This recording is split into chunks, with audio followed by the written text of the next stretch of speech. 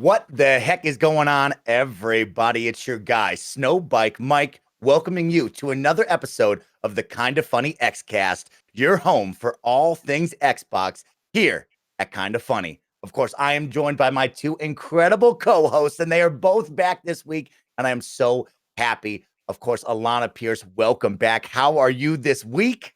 Been real busy, Mike. Real busy. A lot going on, but great news. Gears 5 is officially forwards compatible, optimized on the Series X. Beautiful multiplayer, 120 hertz, 4K. Been playing a lot of that. Chef's kiss, Alanah Pearce says. And I'll tell you what, Alanah, I cannot wait to get my hands on this optimized version. We're going to be talking about that in just a little bit because some big news for Gears 5 coming our way. You've had a busy week, Alanah. I know you got a busy weekend, I'm sure. What cool stuff are you doing tonight or tomorrow or throughout the week coming up? It will be tonight, which means it will have been yesterday. I'm doing a charity stream for Black Girls Code, where I've got a bunch of very cool female creators together to raise a bunch of money, and I think it's going to be a lot of fun because I've never seen an all-girls group of Among Us, and I'm excited for that chaos. So the VOD will be on my Twitch. I might leave it. I'll probably leave it unlisted on my YouTube channel as well, so you can catch that after the event if you'd like. But yeah, I've actually got a lot of streams all weekend, and then next week, just a bunch of horror content. My favorite video game is a survival horror. A lot of my favorite games are horror games, so Halloween is an excuse for me to play scary games, and I am very into it. Does that mean we're going to play Deadly Premonition, Alanah Pearce? Because I think I remember that's the game, right? It is my favorite game. Deadly Premonition, not that scary to me now. It was when I first played it, but now it's mostly just funny. So I guess I could throw a Deadly Premonition 2 stream in there, but I'm very infrequently scared of that franchise. It is mostly very entertaining. But I'm doing Phasmophobia, and New Amnesia came out, all that good stuff. Well, some dope stuff going on over with Alanah Pearce. Now we got to get to the other co-host, my guy, Gary Whitta. Man, oh man, I've missed you.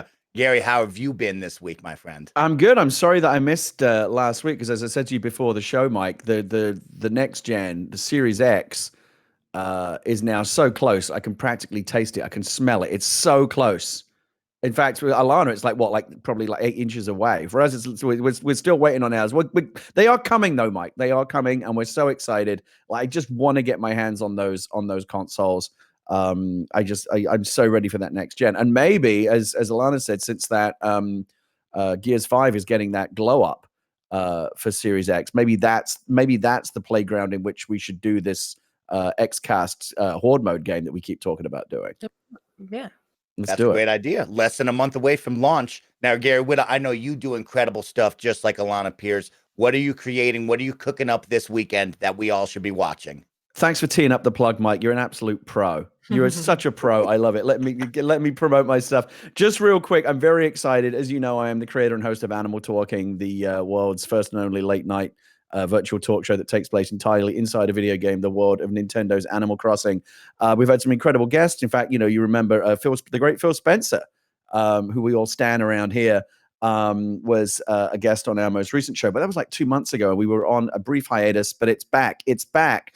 Animal Talking is back with an all-new episode right now. You can head on over to youtube.com/GWhitta. That's GWHITTA. We have an all-new episode with some incredible guests. Shroud, who, of course, we all know, Mike, you know better than anyone as an esports guy. An esports legend and one of the top guys on Twitch. Shroud joins us on the couch for a really cool discussion. My good friend Kate Stark, Talk Guys co-host and 4Mania runner-up, is joining us as well. And here's the big one, Gorillaz featuring Beck performing on the show. That's so cool. I know. We have Damon and Jamie, the creators of Gorillaz, on the couch for an interview. And we have 2D and Beck on the stage performing a brand new track, The Valley of the Pagans, from the new album Song Machine, which is out this weekend. They debuted that track on our show. Kind of amazing. Very excited. youtube.com/GWhitta is where to go. By the time you're hearing this podcast, that will be live on YouTube. So go check it out. You two are doing some really dope stuff. I'll tell you what, the Gorillaz and Shroud, you got Beck in the mix over there with Alanah and All Girls Among Us and Horror Week. You guys are doing it all, and I love it. But guess what? Way too flattering, but I'll take it. You know I love it. It's right. But guess what, y'all? None of that matters, because what matters right now is an hour of Xbox talk with your favorite people from Kinda Funny. So let's jump into it. Of course, some housekeeping news. The Xcast posts each and every Saturday at 6 a.m. West Coast, Best Coast time on youtube.com/kindafunnygames and podcast services around the globe. So make sure to like it, make sure to share it, and of course, subscribe to the YouTube channel and check out all the awesome content that Kinda Funny does. This may be your final Xbox weekend here at Kinda Funny. As I keep track of Greg Miller's first ever playthrough of Halo Combat Evolved, I believe we are nearing the finale of this playthrough that will be posted on Sunday. So make sure to go check out Greg Miller's first ever playthrough. I believe it's the conclusion here of Halo Combat Evolved, your final Xbox weekend. We had 10 weekends over here at Kinda Funny, all about Xbox, a whole lot of fun, but the fun doesn't stop. We got Donktober coming back at you. Barrett from the producers booth. Yeah, baby. Donktober tomorrow. Dongtober. So later today, if you're watching this, the morning Xcast comes out. Later this afternoon, Blessing and I will be live over on twitch.tv/kindoffunnygames with Dongtober Part 3, continuing our DK64 playthrough with the biggest DK64 fans around. We're getting close. I can smell it. We're getting close to Blessing's very first time actually rolling credits on this game. He's never done it, and I'm going to be so proud and excited for him when he finally does. I have to ask, just because I like saying the word Donktober. Barrett, how is Donktober going so far? I mean, it was going well. You know, we had a delay a little bit with Donktober just because of Blessing's absolutely incredibly strong teeth. We had a delay, so there's a little hitch there, but we came back and we're going through it, and we're realizing there's like a lot of subtle sexualness to Donkey Kong 64 that we did not realize as kids. Are you putting that in there, or is that candidly in there? It feels candidly in there. There might be a little reading into it from Blessing's side. We'll see. I'm curious. Can you give me an example of the sexuality of Donkey Kong 64? Because this is new to me as well. So there's a Kong in the game called Candy Kong, and I think she is Donkey Kong's girlfriend. She is like the who's Bugs Bunny's girlfriend? You know Lola. you know, like Lola Bunny and the like the basketball get up, and Space Jam. All I'm saying is you keep sexualizing these kinds of characters, and then adults wonder why people have furry fetishes. Exactly. You know what you're doing when you design these. Come on now. We talked about that in the first episode of Donktober. You can check Candy it out. Kong has huge boobs. She is the biggest boobs ever. And here's the thing: when any Kong interacts with her, they always kind of like put on like this show, like they're all trying to get with Candy Kong, which is kind of weird because Blessing and I were talking about like, aren't they all related since all of their last names are Kongs? Oh my God. But anyway, can I just say I really wish I hadn't Googled that, but okay. Yeah. All right, that's good. I digress. Donktober has been fun so far. We're in the last half of it. Part 3 later today. The finale for Donkoween next Saturday. Donkoween. It must be fun to be making a show with Kinda Funny's #1 Halloween fan, Blessing. It is a privilege to be working with the #1 Halloween fan at Kinda Funny, Blessing Adeoye Jr. He's very excited because, of course, he loves Donkey Kong 64 and he loves Halloween. So maybe there might be something special for the finale of Donktober. Stay tuned to find out. I still think you got to get those bongos. That to me is the way. But Donktober 2, maybe you got to get those. You have a whole year to get some Donkey Konga bongos. Donktober 2021. Use Kevin. Fine, Yeah. just use Kevin for that. There you go. Get Kevin involved. That has been your housekeeping news. It's time to jump right into the news coming from the world of Xbox. So let's check our dashboard. And oh, wow, what a great week it's been. We got a fun one coming out today, actually. So let's kick off our show with the question, hold up, is Phil Spencer going to bring us an xCloud streaming stick? And will Game Pass increase in priced tiers? We're going to talk about that right now. This coming from Tom Warren at The Verge.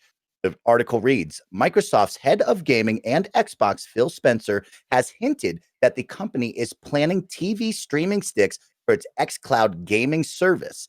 In an interview with Stretchery, I think it's strategy, but with a couple T's in there. I'm sorry for mispronouncing that. Spencer discusses the potential for additional tiers of Xbox Game Pass, which could include a free bundled TV stick to play xCloud games. Quote, I think you're going to see lower priced hardware as part of our ecosystem when you think about streaming sticks and other things that somebody might want to just go plug into their TV and play via xCloud, Spencer says. You could imagine us even having something that we just included in the Game Pass subscription that gave you the ability to stream xCloud games to your television and buying the controller. Spencer also teases the potential for a quote Xbox Game Pass Platinum end quote, which with guaranteed access to new Xbox hardware. Alanah, I'm going to look right at you here. Let's talk about So- these tiers here. What the heck is going on? I have Stadia, and I have to use Chromecast Ultra plugged into the back of my TV to play Stadia on my TV. So that's what I imagine they mean by Stream Stick, which is a term that I'd not heard before because, frankly, I don't know anything about entertainment. Like anything that's to do with a TV and an Apple and blah, blah, I just play video games. So I don't know what's going on here. So that's what I imagine that is, and that it is really handy and generally very small. So I don't even see that thing is plugged into the back of my TV. It's just there. I was always concerned about, look, Game Pass is such good value that it's like frustrating. That it's like the value is too good. I don't what's the catch? And I've always been concerned that they would just raise the price when enough people came on board, because they also give it away for free. So like I've gotten so many Game Pass codes in just in different games, in physical games, just so many Game Pass codes. But this actually kind of alleviates my concerns. If Phil is talking about increased Game Pass subscriptions that actually include hardware rather than making it, well, we're going to lock DLC behind a more expensive subscription, or we're going to lock this behind more expensive subscriptions. I don't want them to increase the price of Game Pass because they had a low price to get millions of people on board. That would be a bummer. But if they're doing it, which seemed inevitable eventually, to get people access to the Xbox, like the All Access plans, but bundled with, well, I think they are bundled with Game Pass already, though, aren't they? Yes, Xbox All Access at $25 and $35 a month will include an Xbox Series X and/or S, along with 2 years of Game Pass Ultimate.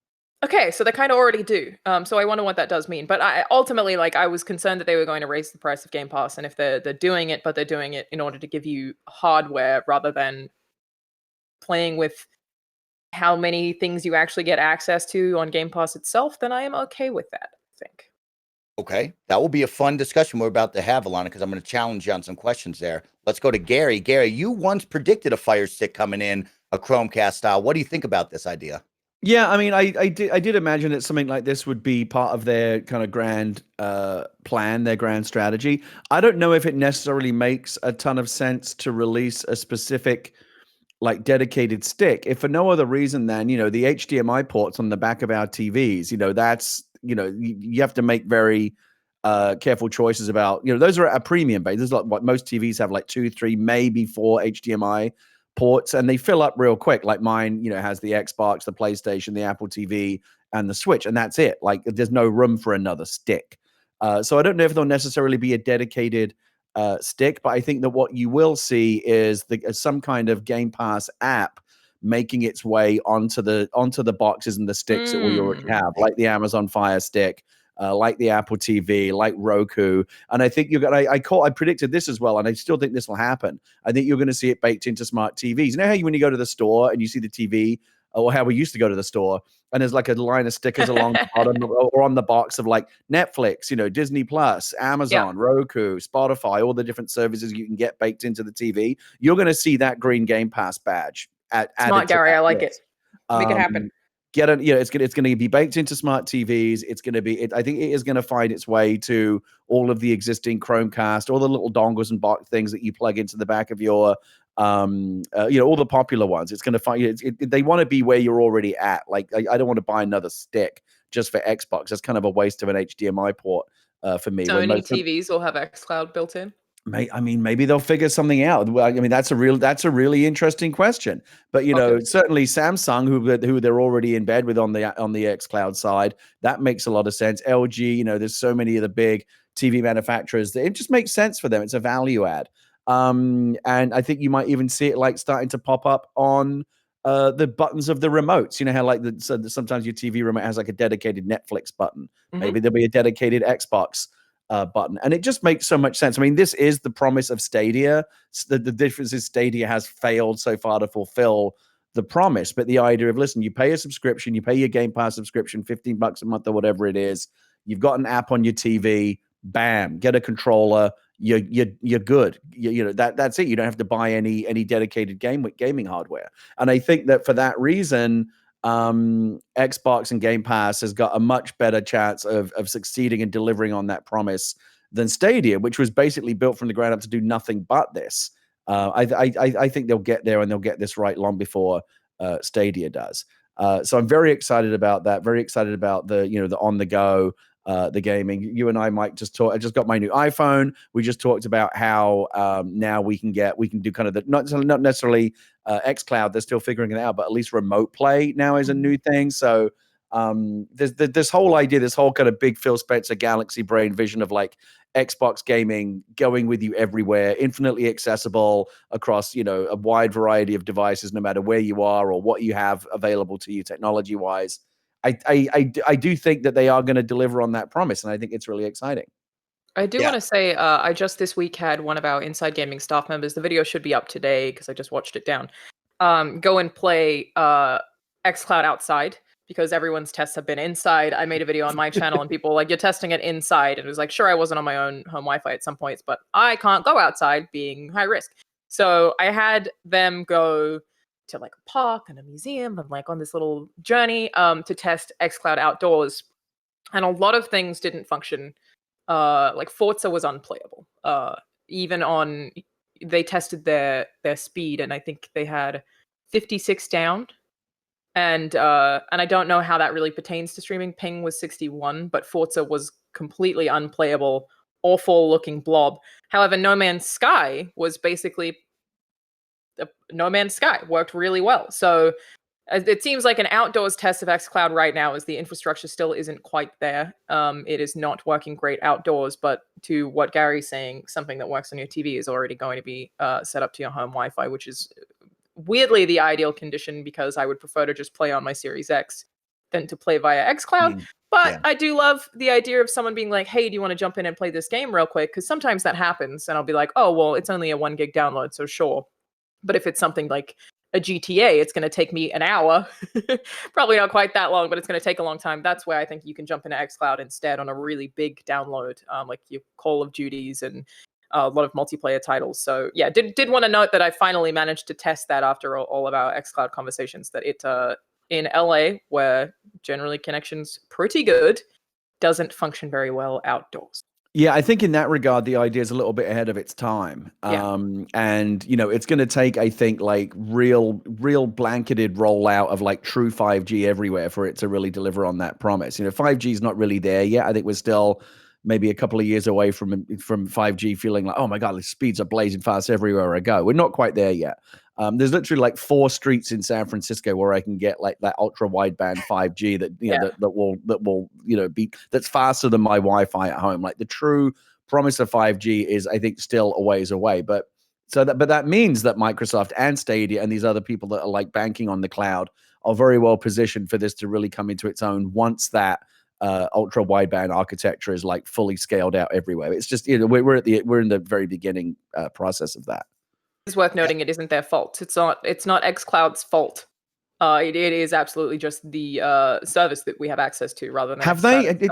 It's interesting. Have they been messaging, like representing, saying that you should be able to play this stuff on the go over cellular connections, or just when Wi-Fi is available when you're out and about? Because I don't know how specific their messaging has been, but I'm sure what Alanah just said, I have no trouble believing that a lot of these games are struggling over even LTE in a good area, because it's I think you're going to need fast Wi-Fi or 5G to have anything like a satisfying experience. It seems like, maybe I'm wrong, but I don't know how much Microsoft has been pushing connect on the go over 4G and have a great time. I think they're generally very good at messaging, and we're getting so much transparency from them, and people have had Series X's for a number of weeks, but there are some things that I feel like I have to explain. Some people, Alanah. Some of us have had Xbox Series X's for a number of weeks. Couple of weeks. But there are sometimes things that I feel like I have to explain about a choice that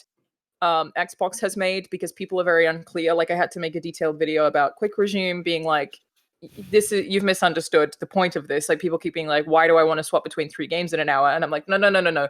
It's for every game that you play in an entire month will start that fast. So anything that you frequently play is going to be in that bank of games that you have quick resumed that you can start up whenever you want. It will save you tons of time and you will use it every single day. The other one is with xCloud. People are like, why would I buy this? And I'm like, I don't think you are supposed to be buying this. The point is that you get it for free with Game Pass. It's just an addition to a service you're already paying for. It isn't a separate thing that you have to pay for. Like, why would I buy this thing that doesn't work yet? You're not. It's just there as an addition to a library that they already expect you to play at home that you're already paying for on Game Pass. You're not exclusively buying xCloud, and I don't think anyone is telling you buy an xCloud subscription, because that doesn't exist. And that's a weird one. It's like, right now it really is just like a peripheral option that expands the amount of devices that you can play something on. And I think probably the coolest thing, Gary, which I would love to have you test, is the idea that you can have someone on your TV play Sea of Thieves and then someone else just join immediately on their phone sitting next to each other on the couch. Oh, that okay. seems like a really cool idea to me. But that is obviously very specific to like a family setup or I guess multi-gamer household setup. Oh, nice job. By the way, Alanah, I'm speaking of multi-gamer households. I'm surprised that you even got the pushback that you did on that quick resume. Well, why do I want to skip back and forth? I do that all the time. In fact, quite recently, like I was playing a lot of Fall Guys and my kid was playing a lot of Tony Hawk 1 and 2. Every time we skip back and forth, it was like, well, here's 90 seconds of my life I'm not going to get back. I would love it if those games could skip back and forth more quickly. Well, like if I play a game that I find frustrating, which is any platformer because I'm very bad at them, I will swap to something else when a level gets hard and then swap back. I do that all the time. I guess a lot of people don't, though. Like when you think of the core gamer, it's people who maybe play 5 games in an entire year where it comes to console market. Right. Maybe not even that many. But the point is basically for those people, it works even when it's off and when it's been unplugged. The test I did where I had the Series X unplugged for 24 hours intentionally. I literally set a timer. So it had no power, and then plugged it in, and quick resume still worked. So the point is more that for every time that you ever want to boot up one of those games that you frequently play, because people do often play the same games, it will start in, I think it's generally about 8 seconds, 6 to 8 seconds. To me, that's really going to make all the difference in the world, because I'm the same as you. I have very low attention span. I get short attention span. I'm bored of this. I want to try something else. But sometimes I don't want to skip. It's like, oh, this game's like, it's going to be like at least 2 minutes before I can even get it up and running. Mm-hmm. If we're getting to because I think it's going to get faster and faster. I think about whatever the next generation of Xbox is going to be, where it gets to a point where like swapping from game to game is really just like changing channels on the TV. Like exactly. When it becomes that fast, that's going to be amazing. Yeah, I mean, that's how it feels. But again, the idea is, I already feel like I've saved so much time by not having to look at those startup splash screens when I turn my console on, because everything just quick resumes. Like, maybe it's something that's difficult to explain. But again, I don't feel like I should be doing it. I feel like Xbox should be doing it. I'm just trying to explain something to people because I'm like, no, this isn't just in one sitting. This isn't about you playing 3 games in an hour. I get a lot of you don't do that. It's about the amount of games you play over a year, always being in your quick resume tray, always being able to be played in 6 to 8 seconds. And I already feel like the amount of time that I'm saving is significant. Like, it already I think it's one of those, like, I think it's one of those things that a lot of people won't really get until they try it for themselves. Like, oh, actually, this is really cool. Yeah. It is really cool. Like, I have trouble now going back to my Xbox One X. I am instead mostly unplugging my Series X and walking around to my 3 monitors in my studio apartment rather than like using the Xbox One X that I have sitting right here, because I'm like, but it's so far. Gary's very excited to hear that. He wants to whip his Xbox out the window. I want to whip it out, Mike. You know how much I know love you do. do. And I'm actually, the funny thing is, I'm actually excited to take my One X. I got to find someone to like hand that down to. I think I've got a friend who still has like a clunky old Xbox One from like the very first generation. You know, the big shiny piano black one that they first launched with. Lucy James currently has my original shiny piano black. I'm gonna look forward to pass down my my One X to someone I think will read. There's Mike with it. Look at it. Honestly, not the best looking console they ever made, don't you think? It's pretty bad. Like, that thing was too big and very slow and crashed a lot. It just looks kind of cheap and plasticky to me. Yeah, it wasn't their best design. Have I shown you guys this though? I don't know. I don't know. What do you got? You want to talk about? She's showing me the fingerprints on the new Xbox. I'm gonna be upset. Wait, what is that? What the hell is that? Is that a That's Mike's so Hard dope. Lemonade? Mike's Mike's Hard Hard Lemonade Lemonade. console. Dude, that's sweet. Dude, that's Yep. sweet. Wait, and Yep. it's called Mike's Harder Lemonade? Did they make one that's like even more alcoholic than the Yes, original one? Mike's Oh, Harder wow. is Heck yeah. the harder version. So, if you want to talk about garish consoles. Is that something they sent Wow. you? Totally. Yep. Oh my god. That's I've awesome. I've never plugged it in, but I have a friend that I was going to give it to for Christmas. I was like, this one specifically, that dude, he gets for this you. one This is for for you. sure. Wow. All Well, right. we've been Okay. talking about the future, and it looks bright with the idea of possibly a streaming stick, or like Gary brought up, right, the apps that will be onto your televisions all around the globe. That will be really exciting. But one that I really want to talk about, and Alanah, you brought it up, right, is this tiered Game Pass situation. Will we see different price structures? Will we see different layouts, whether it be certain games at a level, maybe DLC? Alanah, you really brought that up as DLC. Will that be included? Will it be a Fire Stick for $20 a month? Or will we see the possibility of like, hey, this is what the Pro, this is what the Premium, this is the Platinum membership. Alanah, $15 a month is really sweet for Game Pass Ultimate. I love the price point. 15 million subscribers is what they were recently promoting. Can we go up from here? Will people lose their minds if we take things away and restructure the pricing? How hard will this be for Xbox to really get this message out and get people on board with the idea? I just don't want it to go EA route. Like, have you ever tried to look up the release date for an EA game? It's crazy. Because it can be Alanah. like, it'll be this day on this thing and this day on this thing. But this one, if you have this gold service and then this day for everyone else. And I'm like, hold up, what? And it's infuriating and annoying, and I don't want it. And I also I really appreciate the value of Game Pass for, I've spoken about this before, but like lower income families, for people with disabilities who want to only pay that small amount of money to test a game, where previously they had to spend $60 and then they find out in an hour that they can't play it. I love the value of the service so much that this has always been a fear of mine that I don't think Microsoft would do, is that they will increase the $15 base rate now that it's very successful with 15 million subscribers. And I'm just worried about that. I just don't make your tiers too confusing. I think having hardware tiers makes perfect sense. But I think if there becomes a tier where I pay more money to get games 3 days earlier than everyone else, I'm going to be like, they're a business, they can do whatever they want. But I would be like, damn it, you guys, don't do that. Please, just give it to everyone. And by the way, I Gary. want to go back on something I said earlier, because the more I think about it, I think I may have been I think I may be wrong when I said I don't think it makes sense, or I don't think Microsoft would do their own dedicated like dongle, like HDMI stick. I think they very well might, because I mean, why not? Imagine like a $99. I mean, there are dongles out there like that are $50, right? So some of these Fire Sticks are, they're really, really cheap. $50 or 100. Imagine one that's like $100. That's the stick and the controller, right? Which is kind of what Stadia launched with when they did that Founders Edition. The problem with Stadia was it was crap, right? But the idea was good, to kind of ship a box that had everything you need. Plug this into the back of your TV. Here's the controller. You basically get everything you need out of the box. It's a turnkey solution. Imagine plugging. There you go. Imagine, and this is crap. And this is similar to what Amazon's doing with Luna, right? With the Luna, so you'll get a controller, you'll get a stick. It will go in the back of an HDMI. It'll be a little thing like this big that will go in the back of your TV and an HDMI port. And when you turn it on, it looks just like you've got a Series S or a Series X running. The same UI. It's going to be indistinguishable from having the console sitting there. And it will have all the and it will earn its place among your HDMI ports, because don't forget, of course, on an Xbox you can watch Amazon and Netflix and Hulu and Disney Plus and Peacock and Shudder and all of the things. All of those apps are there. So why not have that be one of your entertainment boxes? I think it's pretty likely that they would, and I guess, yeah, it's a weirder one to have dedicated when it could be an app and something else. But I think the reality is, like, I have a HDMI splitter already, so that I have more HDMI ports on my TV. The reality is, we're probably just at a point where TVs need to start coming with more ports. Yeah, true. But I mean, look at the way that Apple does it. Apple sells you an Apple TV, a dedicated box that has the Apple TV service. But you can now, on Roku and all kinds of other services, just download the Apple TV app, subscribe to Apple TV, and get all that content through a different piece of hardware. And I think, you can do both. So I think there is a good, maybe they'll call it like the Xbox Mini or the Xbox Stick or something. It's like, $99, controller, dongle. This is your cheapest possible gateway into the Xbox world, the ecosystem. Hey, you're an Xbox gamer now.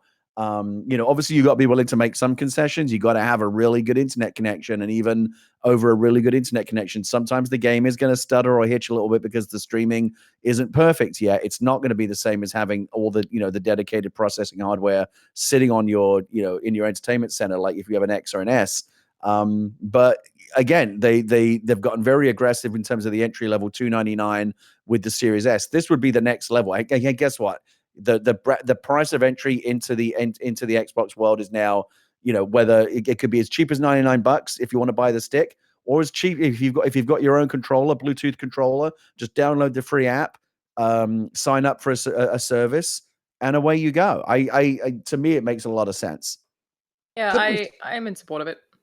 Okay. Could we like see a dongle stick and a controller combo similar to Xbox All Access, maybe nestling in at that sweet $20 price point per month for, a year, 2 years, and then maybe after you pay off the dongle and the controller, essentially like a phone, right? Maybe that Game Pass tier goes back down to $15 a month to make it a little bit easier. Like, hey, if you pay 4 months for $20 a month, you're going to get the dongle, the controller, and Game Pass Ultimate. And then we'll kick you down to 15 after, that price is recouped or whatever you want to call it. Do we see that fitting into that all access model? That would be a fun discussion. I'm really excited to see what that could be. And then on the flip side, Alanah, I am worried, right? Game Pass is the ultimate. It's funny, you've brought it up, you've banged the drum, and I know a lot of people believe in it just like I do. It's like, wow, the value is incredible, right? And I was sitting with a friend yesterday. He said, Mike, do you think Game Pass will increase in price? And I think of Bethesda now. I think of the EA partnership. I think of Destiny with Bungie. I think of now Rainbow Six Siege coming to Game Pass. And I think of all these awesome partnerships. Do we think that could become a tier where it's Game Pass with the basic first-party studios and some third-party games into, hey, this is the Game Pass premium. This has EA. This will have, other partnerships that we create down the line. Does that worry you at all, Alanah? Or do you want to, could you see that happening? I mean, yeah, I can. It's business, yeah, it concerns me. And it's so funny. This is like one of the viewpoints that I have that gets me the most hate on the internet, is that I'm like, I would like things to be cheap and accessible to people. And they're like, shut up, let Microsoft make money. Like, which is how I feel, is I'm like, I want everyone to have a good time. It's made people very upset with me. But yeah, I think it's likely. And because I have been concerned about it, it means it's something that I've already like partly accepted could happen. But I really hope it doesn't, because it's also, if they increase the price in any significant way, it goes from Game Pass is the best deal in gaming, which is a thing that even media are saying, to something along the lines of like, pretty good value. Like, do you really want to lose that? Do you really want to lose the best, objectively the best deal ever, to like, yeah, it's all right. So depends how they message it. And you're right that like when we have more of those first party games, like the Bethesda acquisition obviously being a huge one coming through, everything could really change. I hope they don't, but business is business and they can do whatever they want, really. But I would like it to just stay the same. I'll throw this one out to you, Gary. Here's one for me. I love Game Pass, and we've touched on it before. Just like Alanah said, I want something affordable for me who's working a 9 to 5 to be able to play a lot of games that I would never play. But one thing that is missing is the DLC, Gary. And that's when I look at Outer Worlds, I look at what we're going to see with Doom, and I say, man, I really want that DLC, and I wish it was included. I might be open to pay $20 a month to have all of my first-party studios DLCs included with Game Pass. That would be kind of interesting. Where do you fall on DLC, Gary? Are you want it included on Game Pass? Do you want to pay the extra just outside of that? Where do you fall on these kind of situations? I mean, I agree with Alanah that keeping it simple for consumers is the best. I actually don't mind having like some tiers, like a gold, silver, platinum, whatever. I don't know. It's nice to have options. So you want to have like a bare bones option for people that don't have a lot of money, but that's really all they want. And for people that are willing to spend a bit more money and want like the full, thing, why not? I can certainly imagine a tier where DLC is included, and having that additional tier in a way maybe simplifies it, because right now the situation is not super duper simple. So, hey, you get the game on Game Pass, but DLC you got to buy a la carte.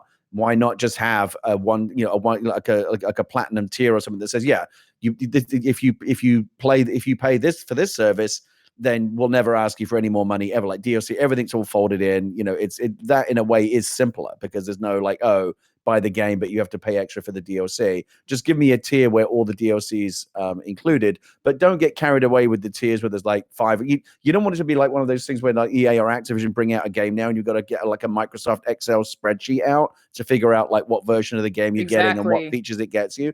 Especially when you've already got that with the S and X, right, Gary? Like we already have that issue that I think you flagged more than I have as like if we already have this confusion, we don't want to add another spreadsheet of like, okay, so the Series S but with gold gets me this and this, but it's not in true 4K. Like it could be so confusing. Yeah, and it has gotten confusing. And I think if they could keep it to like 3 simple tiers or something where you don't have to look at like a big grid of different check boxes and check marks and stuff like that, that would be for the best. But I certainly think there is in the spirit of actually keeping it simple, and simplifying the offering. Why not have a one tier to fit to rule them all? Super duper platinum, diamond edition, or whatever. Where wouldn't that be ultimate right now? I was just thinking about it. I guess because what is more ultimate than ultimate? Super duper ultimate. I don't know. But yeah, they it would be nice to see. It would be nice to see a tier with the DLC included. Again, I'm not an expert. I don't fully understand like the economics of how they make the economics of Game Pass work, even to begin with. You know, I don't even begin to understand. I'm just glad apparently it does work. And so I can't speak to that like in a authoritative way. But yeah, it would be nice to just because I'm lazy and I don't want to have to think very much. It would be nice to have one subscription where I just don't have to. Oh wait, I've got to buy the DLC now. Just like give me everything and I'll pay you up front. You know, whatever the $20 a month or premium tier is. All right. This can't be correct, but if it's $15 a month, which obviously most people. I don't know what the split is, but not necessarily everyone's paying that. And then 15 million people have it. That means they are making $225 million off of Game Pass a month. If my math is correct, which I will never suggest that it is because I'm very bad with numbers.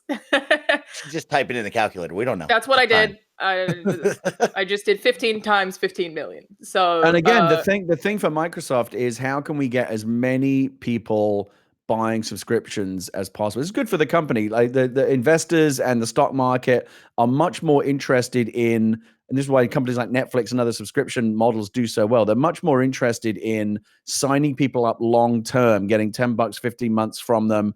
Or even some people just forget they even have the subscription. The billing just keeps recurring. Twice. That is much more interesting from a business perspective than just selling you a box for $300 one time, and who knows if we ever get any more money out of you. Mm-hmm. So again, it makes sense for them to do that dongle or to again bring the. This is why the all access thing makes sense, right? You pay $25 a month and we give you the hardware. You get it on an installment plan.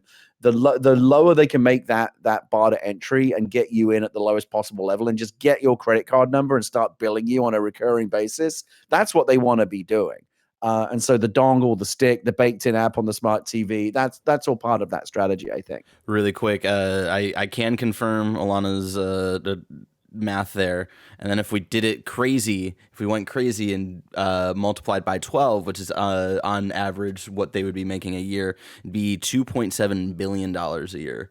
So nearly it's a lot of money. But that said, again, that's only assuming everyone's paying the $15 subscription, which they realistically are. That'll go up and down throughout the year and stuff. So that's like a kind of possible it's average. Overinflated.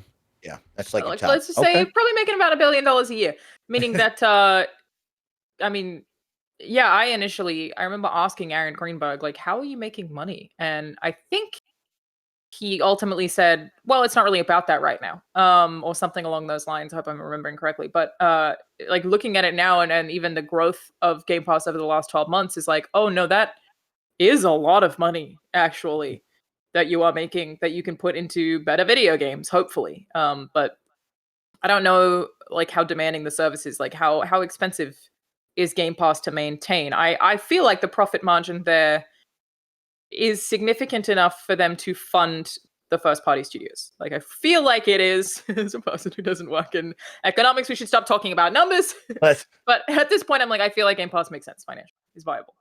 Well, moving away from numbers, Game Pass is one of the best things in value in gaming. I absolutely love and adore it. And I love the idea of cloud gaming. And I love the idea of the future We will see if Game Pass does start to create tiers and different price points, which I think all of us as gamers and human beings know one day we will cross that bridge. But right now, let's keep rocking this $15 Ultimate. Let's have fun with it. Let's talk about the future because Alanah brought it up earlier. We got some big optimization announcements right now. So let's kick it off with Halo Master Chief Collection optimization coming November 17th. This coming from Halo Waypoint. In case you missed the announcement on Tuesday, we unveiled some of the benefits players will see on the Xbox S and X optimized versions of Halo Master Chief Collection. New console owners will be able to enjoy next generation features like faster load times, cross generation play, adjustable FOV, and improved split screen experience and up to 4K resolution at 120 frames per second on the Xbox Series X and 120 frames per second at 1080p on the Xbox Series S. It really is exciting to see our team pushing MCC and the legendary titles inside of it so far, thanks to the power of the new console generation. Shifting gears a bit, after we announced the enhancements of MCC would be getting on the Xbox Series X and S, we did see questions rolling in about Halo 5 and how Halo 5 would play on the new consoles. While Halo 5 is not getting the same optimizations for Xbox Series X and S as Master Chief Collection, owners of the next-gen hardware are still going to see the benefits of faster load times and consistently higher resolution gameplay. Alanah, I know you and we love our Halo Friday nights with our friends. Master Chief Collection getting the big optimization patch a week after launch. How you feeling about that? I kept wondering why I couldn't play Halo because I had downloaded Master Chief Collection and it would say not compatible. And I guess I showed it in a video and I had Xbox email me and be like, oh, here's why that's a thing, and linked me to the announcement. And I was like, oh, it's because I'm waiting for the optimization, which is the same for Forza Horizon 4 right now. Yeah, stoked. Would have been very surprised if they hadn't done this, frankly. So I'm not surprised by it, but I love the Master Chief Collection. I am very glad that it exists. It is something that I play very frequently. Yep, happy across the board. Whew. Gary Whitta, you big Halo guy. What do you think about the adjustable FOV, the 120 frames per second? What are you thinking? I think in general, not just Halo, but across the board. We talked about Gears earlier as well. A lot of these, kind of existing generation games that are now getting spruced up for the next generation. I think at least in the early days of this next generation of Series X, Series S, this transitional period, those are going to be really valuable because, we all know what it's like at the launch of a new console. There's only so many dedicated, new games out there at launch. It takes a while to really build up a library. And so I think kind of filling the gap there a little bit is going to be the opportunity to revisit some of these games now that they're getting this glow up. I haven't spent a lot of time with Master Chief Collection or with Gears 5, as you know. I only played a little bit with you recently. But if they're gonna get a new a coat of paint, FOV, faster frame rates, just all kinds of graphical upgrades, that to me is a good incentive to go back and either revisit those games or check them out, an additional incentive to check them out now for the first time because they're kind of now they're next gen or semi next gen. I think it makes a lot of sense. It's really incredible. Alanah kind of alluded to it, right? In my mind, I thought, well, why isn't Halo part of this optimization list that we saw, right? Looking at all these first-party titles, Halo has to come. And for them to put the backing and support behind Halo Master Chief Collection that has Halo Combat Evolved, Halo 2, Halo 3, Halo 3 ODST, Halo Reach, and Halo 4, that is bananas. And of course, when you think of Xbox, you think of Halo, right? And so I love the idea that Team Xbox is like, hey, we're going to bring this to the next generation. We're going to continue to support this incredible collection of games and multiplayer suites. And one thing that I'm really pumped up, of course, is the 120 frames per second 4K on the Xbox Series X. But the biggest one is the adjustable FOV slider, right? I once had Andy Cortez, the Nitro Rifle, look at me and say, take that FOV slider and pin it all the way to your ears, Mike, because I want you to see everything.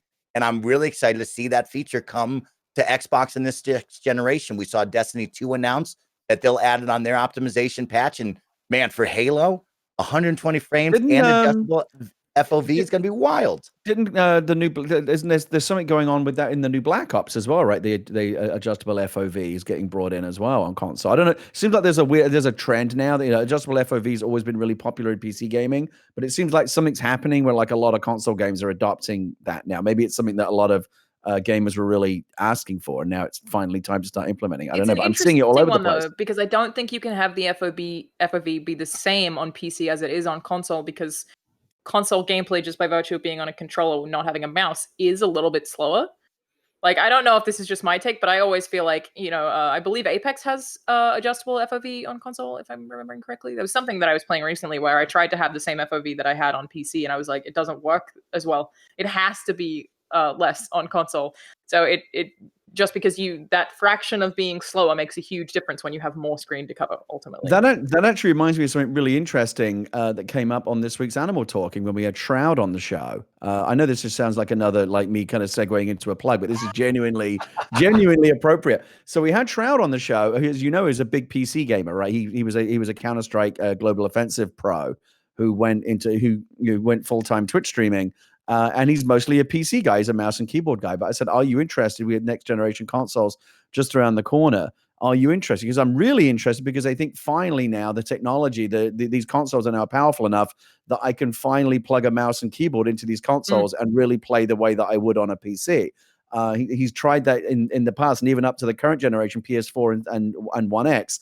They're just not fast enough to give him that kind of really Twitch mouse and keyboard gameplay that he expects on a high-end PC. But he's expecting and is optimistic that Series X and PlayStation 5 will be able to kind of truly replicate the speed that you would expect, a high-end mouse and keyboard experience. And I'd never considered that, but that's another really interesting thing that these higher spec consoles are going to unlock for a lot of people that want to play mouse and keyboard on their consoles.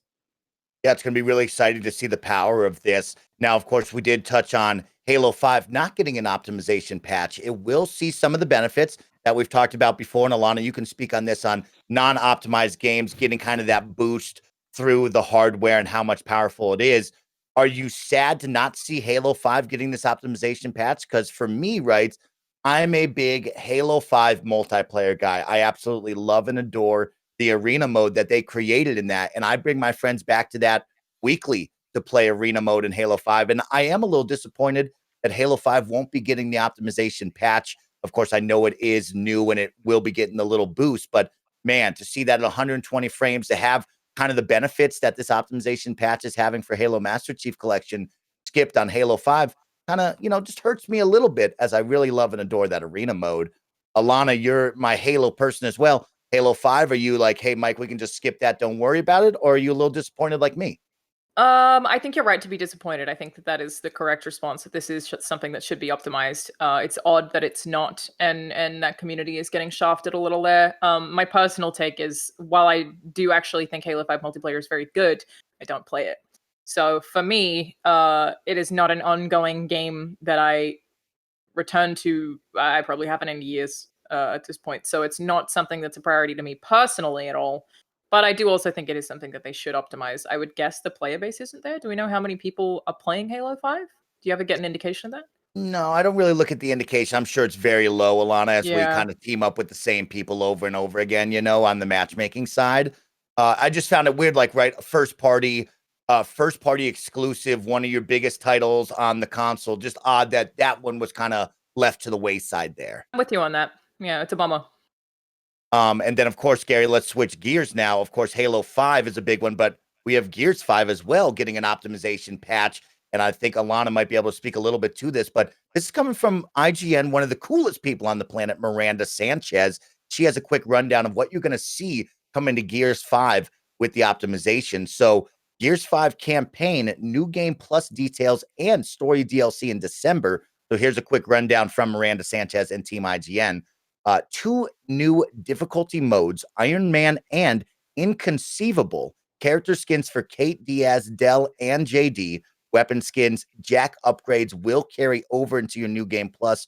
Mutators and new achievements. This is all part of your campaign rundown. And then on top of that, guess what? Dave Bautista is coming back. Yeah, if you've downloaded Dave Bautista in the multiplayer pack, he's actually going to take the place of Marcus Phoenix in the story. He has new voice lines. He's going to completely replace Marcus Phoenix's character asset essentially. And so when you're playing the campaign, Dave Bautista will be in there if you choose to have that one on there. And then rounding it out, you have new DLC, story DLC in December titled Hive Buster, which was the squad from the escape mode, which was my favorite mode in Gears 5. I'll kick it over to you, Gary Whitta. What do you think about some of these new additions coming to Gears 5 on this next generation and optimization patches? Again, I think it's great because it breathes a whole new life into the game. Even if you've played a ton of Gears 5, there's now a whole new reason to go back and check out, the new stuff they've added. I love the Dave Bautista thing. Dave Bautista is like the closest thing there is in the real world to like a real Gears of War character walking around in the real world. He really just looked like he looks like he just stepped out of that game. And so he's a perfect choice for that. And all of the new modes and all the new features and all the, again, all the kind of the retuning it for the increased power of the next gen consoles.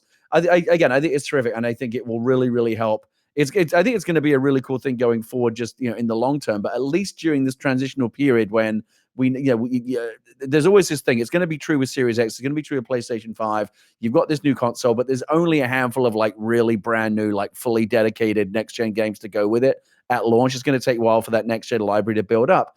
And so being able to revisit or again, visit for the first time some of these games that have been brought up to full next gen status, or at least kind of semi next gen, they're going to look better than you remember. I think it's a great way to kind of fill that gap. And it's for Gears fans and Halo fans. I think it's terrific. I love it. I applaud it. Alanah, you're my Gears gal. You were in Gears 5. On top of that, what do you think about this cool stuff, and especially the story DLC? Well, actually, the thing I'm the most excited about is the Iron Man mode. It's basically a new difficulty that sounds to me like a permadeath. What do they say? The quote here is the principal lead producer of Gears 5 said, if you're familiar with that in games like XCOM, which maybe is the best example where you don't want to die ever, you're trying to play through with one life in Iron Man mode. It's really challenging, and that's where bringing even your OP Jack is going to help you get through that, or certainly playing through co-op if you're both in Iron Man.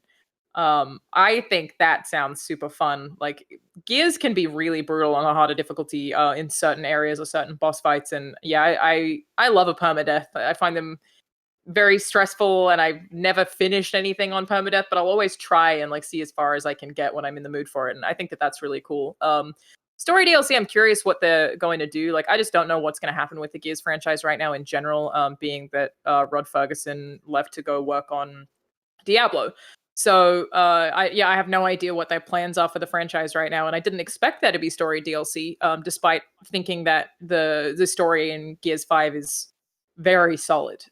It's a rich story with rich characters at this point. I think it really takes the foundations they built with 4 and the characters they introduced there and makes it something you can get a lot more attached to. So yeah, it sounds great. Didn't expect it to come in December. Happy about all of it, but that Iron Man mode is the one that got me like especially excited. The Dave Bautista thing just feels very weird. Like, I wonder how I'm forgetting his name, the actor who plays Marcus.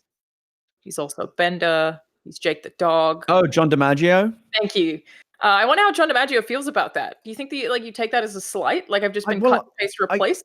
I do hope this isn't a trend, because this has been quite controversial. You see in Spider-Man with the PlayStation 5 remaster, they completely recast the face of it's the same voice, right? But they completely redid the face of Peter Parker, and he looks totally different. And a lot of people were like, "Oh, why did you do that? I just gotten used to this other guy who I quite liked. Now it's this kid."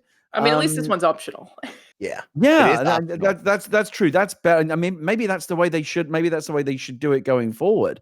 Is, hey, you can have the reskin version, the different version, but the one that you love is still there. I know the Spider-Man thing was very controversial. A lot of people didn't like that at all. So I'm glad they're not doing the same all or nothing approach with this one. That would be if you tried to replace Marcus Phoenix, I would riot in the streets. You can't be doing that to me. I was going to ask you that exact question, Alanah. Are you okay with this? But it's optional. And the coolest part is this is a great push for Dave Bautista to be like, let's get this man the movie, right? We all want to see it. We want to see him in the gear. Let's get this man the movie he deserves, and let's have some fun with this world. I really look forward to that. And with that, we are going to pause really quick and say goodbye to our good friend Alanah, who has to go. I'm going to go on show for just about 15 minutes and quickly run down just some app updates for you that you all want to hear about, because there's some really cool stuff coming your way. And we'll end the show shortly after that. So Alanah Pearce, thank you so much for joining us this week. You are incredible. Have a wonderful weekend. And one more time, what cool stuff can people watch? Spooky streams on youtube.com/charlana's and twitch.tv/charlana's because I refuse to partner. So everywhere, really. That's about it. Yeah, still doing these Friday night Funhouse streams, which is what I have to run to right now. Thank you for having me. Let's get you in an Among Us game soon, Alanah. Yeah, that sounds lovely. Let's do it. Let's play. We'll do it. Okay. Yeah. Sounds good. All right. Bye, guys. Bye. Have a Alanah. good weekend. Gary Whitta, would you like to stay for a quick rundown, or do you need to go? No, it's just us boys. All right, Let's finish out the show. Let's jump in there right now with a quick mobile gaming report. Yeah, that's right. Team Xbox has added touchscreen controls to 10 new titles. Remember, it used to just be Minecraft Dungeons with touchscreen controls via the Xbox Game Pass app over on your Android. And then on top of that, we have a brand new Xbox app that is rolling out to all users. And the best part, over on iOS, you can now stream from your console and play games on your iOS device through console streaming, aka remote play. So let's jump in with the new Xbox app on iOS. Man, oh man, Gary, this is exactly what I wanted. This is something that Team Xbox has been promoting for quite some time, making that unified ecosystem, making it where if you jump on your phone, it feels like you're on your PC. It feels like you're on your Xbox. It feels like you're part of the ecosystem with all the different features. And Gary, I don't know if you saw the old app, but I'll tell you, this app is a huge improvement. It has a lot of things that you know and love, from a homepage with your friends and different games that they have. You can, of course, install games over to your console, just kind of the basic features you know and love. But It's the the newest same app, one, just updated, right? pretty close. It's definitely got some nice updates. The biggest new update, of course, is console streaming, the remote play on iOS. Gary, I don't think you've done it yet, but you have the new phone.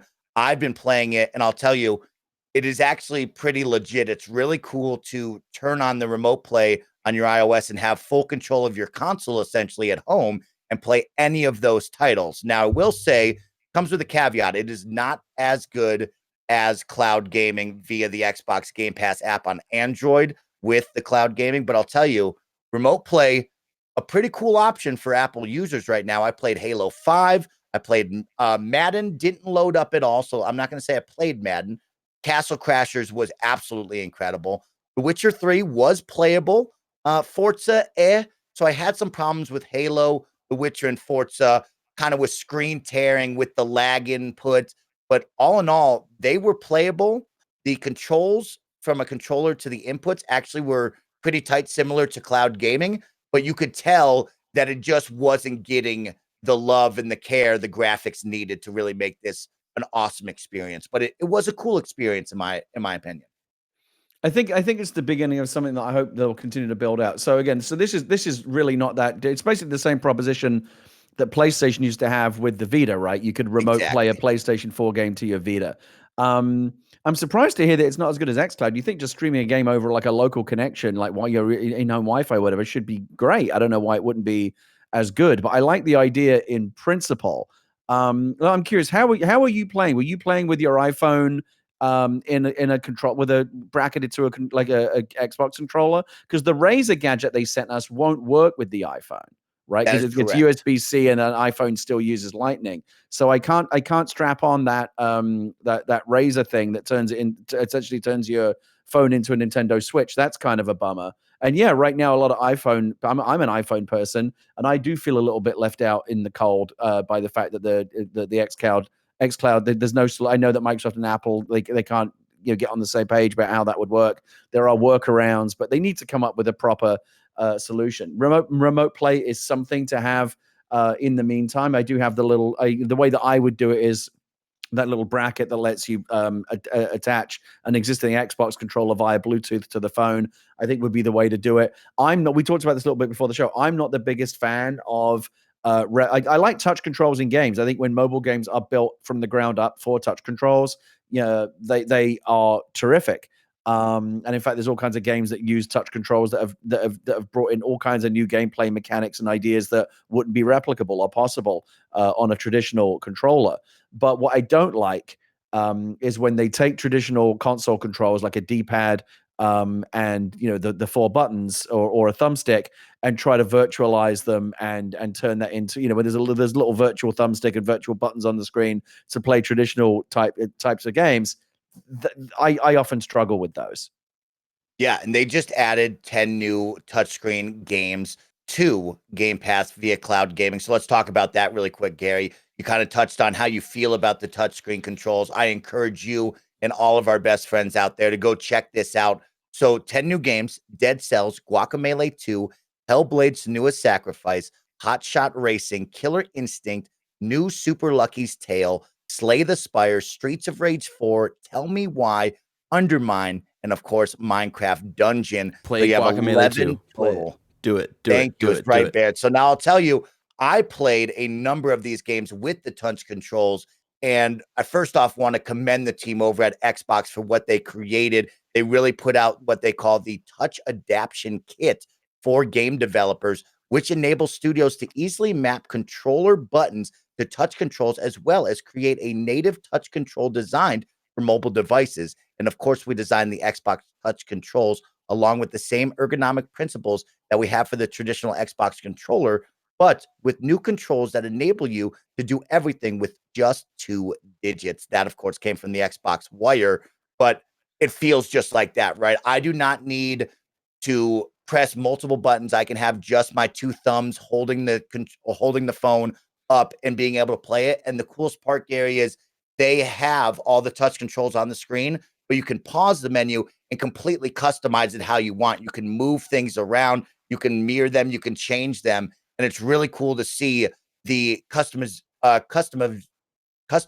options for what they have on the touchscreen controls. And I think it's only up from here. I think it's a really cool idea. Yeah, I think again, anything that simplifies the process is good. The controller and the bracket and the little gizmos that you add on to make it feel more like a game console, all that's great. But sometimes you don't want to be dragging the plastic pieces around with you or having additional pieces of hardware. You just want to play a game on your phone, and the virtualized touch screen controls, I think, can really help. It really and also it really does depend on how well they're implemented and what kind of game. Like, not all of those 10 games that you just mentioned. Some I think probably lend themselves to touch screen controls better than others. So it will be on a case-by-case basis. But the thing that really interested me was what you just said about how Microsoft is rolling out this touch development toolkit to developers to make it easy for them and to encourage them to make as many games as possible playable on just the phone, right? Just the device with no additional hardware. I think that really speaks to just how kind of holistically Microsoft is thinking about bringing Xbox gaming to as many devices as possible. I just think they're going about this in a very smart way. I love it. It's right, Gary. It's really cool. And so please, all the best friends out there, go check out your new Xbox app on all your devices. And for all my iOS users out there, make sure to go check out the Remote Play console streaming. Tell me what you think. It's a great option and a good alternative right now since we don't have cloud gaming over here on this side. And then on top of that, if you're over on Android, go give these touch control games a try and tell me what you think as well, because I liked a couple of them. I didn't like some of them. And I want to hear what you like and didn't like. To round out our show quickly, remember, Rainbow Six Siege has now been added to Xbox Game Pass, and it is playable through cloud gaming with your Game Pass Ultimate subscription and cloud gaming. So make sure to check that out over on Android. I mean, one of the best first-person shooters ever, an incredible esports community that has thrived for multiple years now. This game is all that and more if you're looking for a fun, tactical map memorization shooter, I think is what they call it. I tried my best there, but Rainbow Six is absolutely hot. To end it, of course, we're going to go with a quick Game Pass or play, and there's a really fun Game Pass game that I'm going to let Barrett Courtney, our producer, end the show with. Barrett, you get 30 seconds or less to tell everybody why they should be playing Katana Zero. It'll put you in that great cyberpunk vibe. You play as a kind of a ninja dude in a cyberpunk type of world. You don't know too much about your past, and you think it might have to do with how the country is being ran in this really like fucked up state. And it's really cool. It really messes with your mind. There's a really cool like time mechanic that feeds itself well into the lore and story. That's something that I really love when they when there's like a simple mechanic of like, oh, when you die in a room, you can restart that room and stuff like that, but they kind of justify it in the lore of the world, similar to like what's it called, Hades. When you die in Hades and you come back, there's like a lore reason for that. It's really cool. It's really stylized. The ending will make you question a lot of what is going on, a lot of like what is true, what is just part of your imagination. It's really fun. 2D kind of side scroller slash 'em type of game. Highly recommend it. It was one of my favorite games last year. Please check it out. I'm looking at it right now. It looks like it has almost kind of a retro Dead Cells kind of vibe to it. Retro. It's not a what's it? It's not a I'm blanking on the word. Metroidvania. It's not like a roguelite. It is Right. like kind of a straightforward, kind of 2D hack and slash type of game, but with just like a bunch of really fun. I like the aesthetic. Bunch of really fun mechanics, and seriously, like a really really cool story. And it's not that long too. Right. It's only like I think I beat it in like one session, like 4 hours or something like that. So highly recommend. It's on the list. Yeah, no doubt. Let's put it simple. On our Xbox Game Pass or Play and or Smash, it's a smash, that download button. That's how good this game is. So go check it out. That will conclude our episode for the week here on the Kind of Funny Xcast. Gary Whitta, quickly, where can everybody find you and what awesome thing are you doing? The number thing I'm pushing right now is my little YouTube channel, because that's where the new episode of Animal Talking is. That's where they're all archived. Also, our other shows, Talk Guys, the Four Guys Talk Show, and Dungeon Crossing, where we play Dungeons and Dragons inside Animal Crossing. But the big one is Animal Talking, back this week. Shroud, Gorillas, Beck, my goodness, what a show. YouTube.com/GWhitta, GWHITTA. Please go over there and toss us a subscription and hit that little bell for the notifications, and you'll be notified. We have a big Halloween special coming up, the Animal Talking Halloween Spooktacular. Mike, I'm going to be asking you, as our resident hype man, intro man, to be putting on a spooky voice for our Halloween intro. It's going to be really fun. Please go check out the YouTube channel. We'd love to have you over there. I love it. Well, that was a ton of fun. Of course, you can find me on all social medias at SnowBikeMike. And of course, subscribe to our YouTube channel, youtube.com/kindoffunnygames. Go out there and enjoy your Xbox weekend. Have fun this Donktober, and we'll see you next week. Power your dreams and have fun gaming. See you, everybody.